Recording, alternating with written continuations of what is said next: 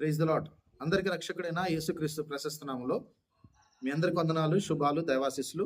పిల్లరా, చాలా రోజుల తర్వాత మళ్ళీ క్రీస్తు విజన్ జాన్ పాల్ గారు మనకు పనిపెట్టారు.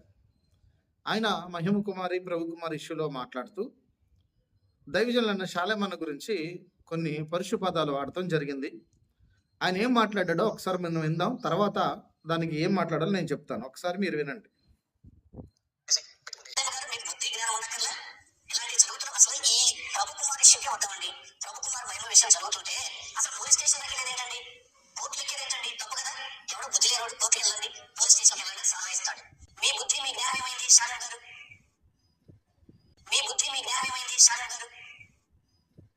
ఇక్కడ శాలేం రాజు గారి గురించి మాట్లాడుతా, మీరు కోర్టుకి వెళ్ళటం ఏంటండి, మీ బుద్ధి జ్ఞానం ఏమైందండి అని శాలేం రాజు గారి గురించి క్రీస్తు విజయం జాన్ బాబు గారు మాట్లాడటం చాలా శోచనీయంగా ఉంది.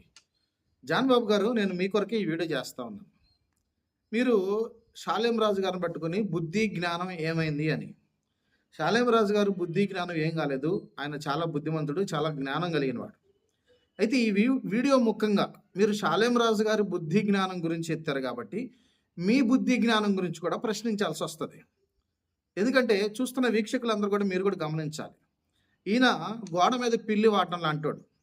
ఎటు వాటం ఉంటే అటు మొత్తం మొదలు కలిగిన దూగుతాడు, ఎటువైపైనా దొగ్గలిగిన సామర్థ్యం కలిగిన వాడు. ఎందుకు ఈయన బుద్ధి జ్ఞానం లేనివాడని నేను చెప్తున్నానంటే, గతంలో మతోన్మాదులతో చేతులు కలిపి కరుణాకర్ సుగ్నా స్టూడియోలోకి వెళ్ళి ఈయన కూర్చొని మాట్లాడి వాక్యం సరిగ్గా అవగాహన లేకుండా క్రైస్తవులకి చెడ్డ పేరు తీసుకొచ్చాడు. ఏంటంటే యెఫ్తా కుమార్తె విషయంలో, యెఫ్తా కుమార్తె బలియాగం అయిందో లేదో అది తర్వాత తెలుద్దాం అన్నట్టుగా దాని విషయంలో ఈయన ఫెయిల్ అయ్యాడు. అక్కడ క్రైస్తవుల పరువు అంతా పోయింది. ఇప్పుడు నేను జాన్ బాబు గారిని అడుగుతాను, మీరు బుద్ధి జ్ఞానం లేకుండా మతోన్మాదులతో కూర్చొని వాక్యాన్ని సరిగ్గా విశ్లేషించలేక, జవాబు చెప్పలేక తిరిగి వచ్చింది ఎవరు? నేను గతంలో కూడా దీని విషయంలో నేను వీడియో చేశాను, స్పందించాను. ఇంకా జాన్ బాబు గారు వాక్యం విషయంలో చాలా పొరపాటు పడుతున్నారు. వాక్య కనీసం అవగాహన ఈయనకి లేదు. ఇతని వల్ల, ఈయన బోధల వల్ల క్రైస్తవానికి చాలా ప్రమాదం. ఎందుకు ఈరోజు మాట్లాడాల్సి వచ్చిందంటే, నేను గతంలో కూడా దీని విషయమే వీడియో చేశాను, ఇప్పుడు కూడా మళ్ళీ ఎందుకు బుద్ధి జ్ఞానం గురించి మాట్లాడుతున్నాడు కాబట్టి, బుద్ధి జ్ఞానములు ఎవరికొన్నవో ఎవరికి లేవో కొన్ని విషయాలు నేను మీకు ఈరోజు తెలియపరుస్తాను. ఇప్పుడు మహిమ కుమారి, ప్రభు కుమారి విషయాన్ని అలా పెడితే అది కోర్టులోకి వెళ్ళింది, అది చూసుకుంటారు. దాని విషయంలో ఈయన శాలేం రాజు గారిని బ్లేమ్ చేస్తూ ఉన్నాడు. నేను జాన్ బాబు గారిని అడిగేది ఏంటంటే, ముందు మీకు అసలు బుద్ధి జ్ఞానం ఉందా? బైబిల్ గురించి నా కనీస అవగాహన మీకు ఉందా అని ప్రశ్నిస్తున్నాను. ఈయన నేను క్లిప్పింగ్స్ కొన్ని ప్లే చేస్తాను. దానియేలు, షడ్రక్, మెషక్, అబెద్నెగోలు నెబుకద్నెజర్ రాజు కాలంలో అక్కడ ఉన్నప్పుడు షడ్రక్, మెషక్, అబెద్నెగోల్ని నెబుకద్నెజర్ రాజు అగ్నిగుండంలో పడవేపిస్తాడు. వేపించిన తర్వాత దేవుడు 4వ వాడిగా వాళ్ళ మధ్యలోనికి వస్తాడు. అప్పుడు ఈయన చేసిన విశ్లేషణ ఏంటంటే, ఈ షడ్రక్, మెషక్, అబెద్నెగోలు అగ్నిగుండంలో ఉన్నప్పుడు దేవుని దూత వచ్చింది, వాళ్ళ మధ్యలోనికి దేవుడు రాలేదు అన్నాడు. సరే, అది అలా ఉంచితే ఇంకా హాస్యాస్పదమైన విషయం ఏంటంటే, నెబుకద్నెజర్ రాజు అంట ఇదంతా ఒక కలలో చూస్తున్నాడంట. ఎందుకు కలలో చూస్తున్నాడని దానికి ఏం చెప్పాడు? దానియేలు గ్రంథం 3వ అధ్యాయము 24వ వచనంలో, రాజుకు నెబుకద్నెజరు ఆశ్చర్యపడి తీవ్రముగా లేచి, అక్కడ ఏం రాయబడింది?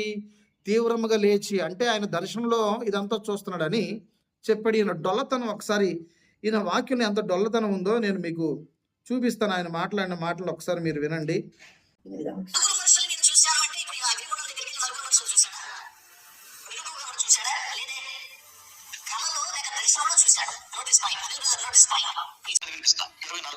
Note this point. దేంట్లో చూశాడంట? కలలో, దర్శనంలో చూశాడంట. షడ్రక్, మెషక్, అబెద్నెగోల్ని, దేవుని దూతని.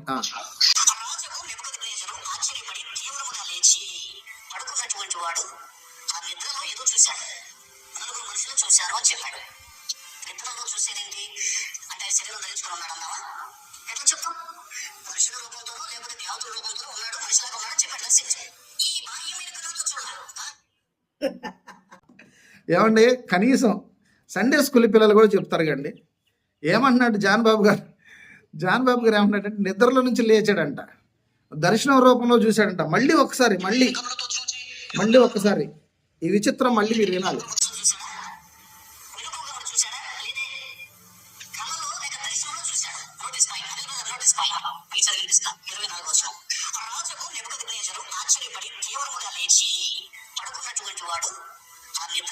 చూశాను, 4 మనుషులు చూశాను అని చెప్పాడు. ఎప్పుడో చూసేదేంటి అంటే ఆయన శరీరం ధరించుకుని ఉన్నాడు అన్నావా? ఎట్లా చెప్పు? మనుషుల రూపంతోనో లేకపోతే దేవతల రూపంతోనో ఉన్నాడు, మనుషులుగా ఉన్నాడు చెప్పాడు. ఈ బాహ్యమైన కన్నులతో చూడాలి, బాహ్యమైన కన్నులతో. ఇక్కడ మనకి అర్థమైపోతుంది ఈ జాన్ బాబు గారు యొక్క డొలటనం ఎంతో అర్థమవుతుంది. ఏమంటే జాన్ బాబు గారు, మీకు కనీస వాక్య అవగాహన కూడా లేదు కదా. దానియేలు గ్రంథం 3వ అధ్యాయం ప్రారంభం నుంచి మనం చదవగలిగితే నెబుకద్నెజర్ రాజు ఒక ప్రతిమను నిలబెట్టి అందరూ దానికి నమస్కరించాలి, నమస్కరింపని వాడెవడో వాడు అగ్నిగుండంలో పడవేయబడతాడని చదివితే మనకు అర్థమవుతుంది. అందరూ చూస్తూ ఉండగానే 7 అంతలుగా అగ్నిగుండాన్ని చేశాడు. ఆ అగ్నిగుండంలో షడ్రక్ మెషక్ అబెద్నెగోలను వేసినప్పుడు దేవుడు 4వ వాడిగా వాళ్ళ మధ్యలోనికి వచ్చాడు.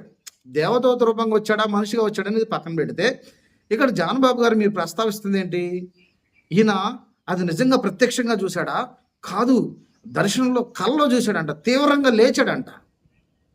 అరే అక్కడ సింహాసనం వేసుకొని కూర్చున్నాడు నెబుకద్నెజర్ రాజు. ఎప్పుడైతే ఈ ముగ్గురును వేసినప్పుడు దేవుడు కూడా 4వ వాడిగా వారి మధ్యలోనికి వచ్చినప్పుడు అప్పుడు తనున్న సింహాసనం మీద నుంచి తీవ్రంగా లేచాడు. అంతేగాని జాన్ బాబు గారు ఆయన దర్శనంలో చూడట్లా, కళలో చూడట్లా, అది యథార్థంగా జరుగుతున్న సంఘటన. అక్కడ వాళ్ళని అగ్నిగుండంలో పడవేసిన వారు కాలిపోయారని రాయబడింది, అగ్నిగుండాన్ని 7 అంతలు చేశారని రాయబడింది. చూడండి ప్రియా దేవుని బిడ్డలారా, ఇంత బుద్ధి తక్కువ జ్ఞానం లేకుండా మాట్లాడుతున్న ఈయన షాలేం రాజు గారికి మీకైనా బుద్ధి జ్ఞానం ఉండొద్దా అంటున్నాడు. ఇప్పుడు చెప్పండి, ఎవరికి బుద్ధి జ్ఞానం లేదు? నిజానికి యేసుక్రీస్తు అనే క్యారెక్టర్ అనేటువంటిది మనకి క్లియర్గా మరియ గర్భంలో నుంచి వచ్చాక మాత్రమే బైబిల్లో స్పష్టంగా క్లియర్గా ఆయన చరిత్ర అనేటువంటిది. ఈ చూడండి ఏం చెప్తున్నాడు, యేసుక్రీస్తు అనే క్యారెక్టర్ అంట. యేసుక్రీస్తు అనే క్యారెక్టరు మరి గర్భంలో నుంచి వచ్చిన తర్వాతే ఉంది, కానీ పాత నిబంధనలో యేసుక్రీస్తు అనే క్యారెక్టరే లేదంట.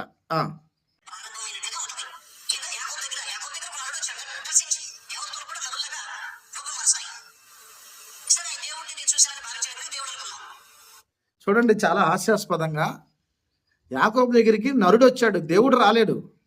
That's it. సరే ఆయన దేవుడు వచ్చాడని భావించాడు కాబట్టి అలా అనుకుందాం. అసలు ఈయన ఒకసారి మళ్ళీ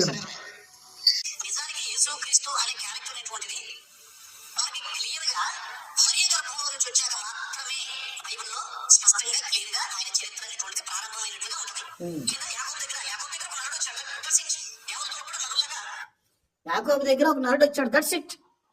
దేవదూతల వారు నరుడు రూపంలో దాలుస్తారంట.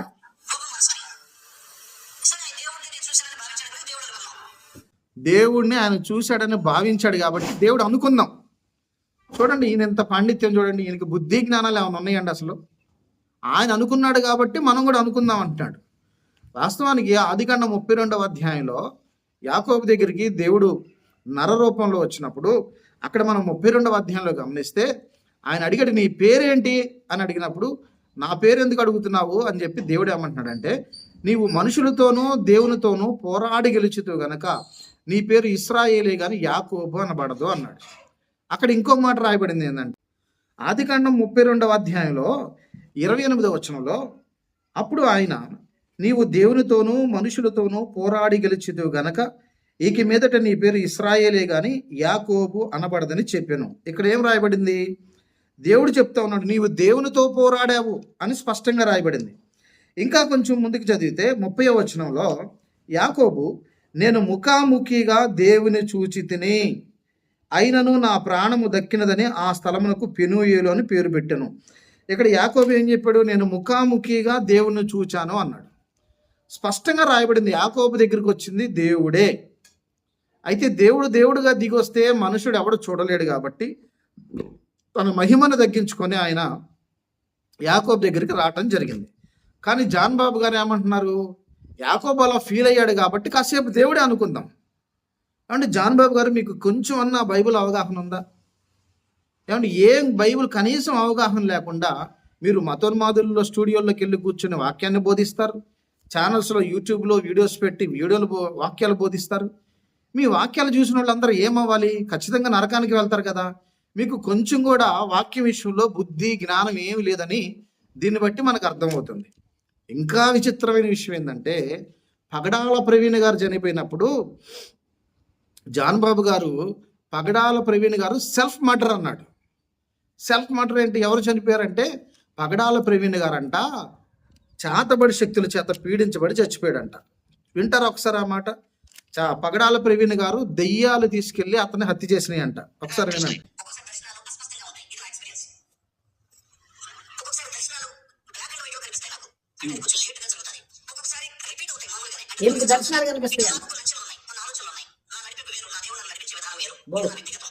ఆ. దీనికి నన్ను చెప్పాల్సిన అవసరం లేదు. ఆ, నాకు దేవుడు బయలుపెట్టినటువంటి విషయం ఏంటంటే ఇది హత్యే, కానీ సెల్ఫ్ యాక్సిడెంట్. హత్యతో కూడిన సెల్ఫ్ యాక్సిడెంట్. Self accident. హత్య అని మనం భావించాలి. నా మాటలు అర్థం చేసుకునే ప్రయత్నం చేయండి. నేను కొంచెం ఎవరైనా చెప్తాను, మీకు ఎప్పుడైతే అర్థం కాలేదు. అదేంటంటే రెండు విషయాలు నేను చెప్పాను అనుకున్నా కదా. టోటల్ గా ఇది హత్య. అయితే తనకు తానుగానే డ్రింక్ చేసి మత్తులోకి వెళ్ళి తన ప్రాణం తానే తీసుకునేటట్లుగా దురాత్మల చేత ఆయన నడిపించబడి చంపబడ్డాడు. ఎవరు ఆయన అక్కడ చంపేశారు అన్నది దురాత్మల చేత నడిపించబడి చంపబడ్డాడంట.